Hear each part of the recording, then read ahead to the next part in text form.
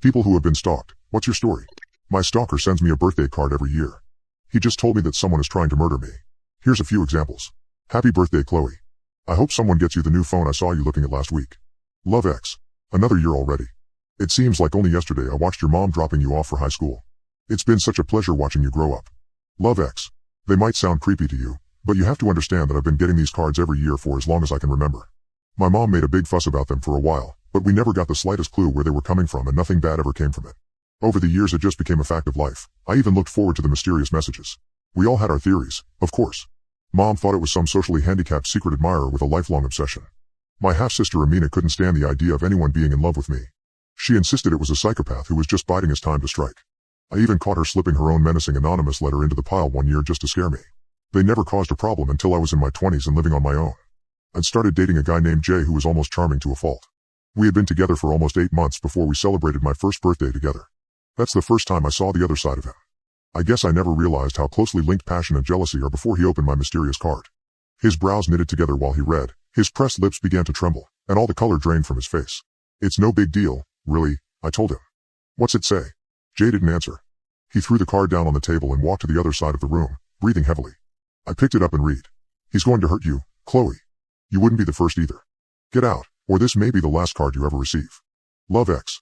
When I looked up, Jay was standing on the opposite side of his living room, just glaring at me. Well? He asked. Explain yourself. Me? What did I do? The space between us closed more rapidly than I was comfortable with. I took a step back, but that only brought him closer, trapping me against a wall. What's his name? How long have you been seeing him? He asked. What followed was the worst argument we've ever had.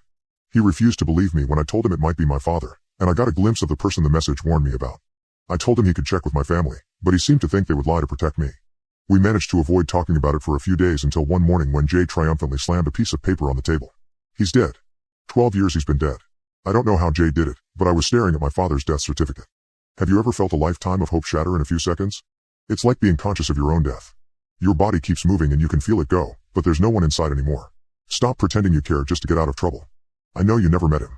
And then the argument started again, but my heart wasn't in it anymore. I couldn't explain who was sending the letters. I could barely even talk, and he took my silence as an admission of guilt. He didn't understand that I wasn't hurt because I lost my father. You can't lose something you've never had. I was hurt because I lost every possible future with my father in it. I lost him dancing with me at my wedding, and carrying my future kids on his back.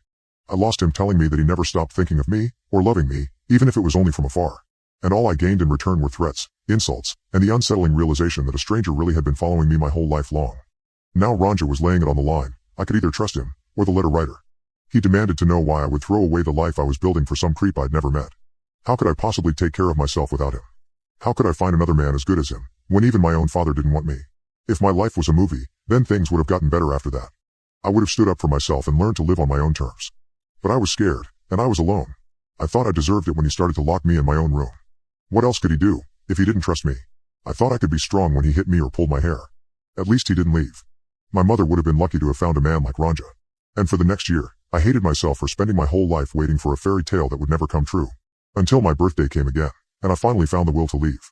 It wasn't what the card said that convinced me, just a benign, generic well-wishing straight off the shelf. It was where the card came from, because this was the first time there had ever been a return address.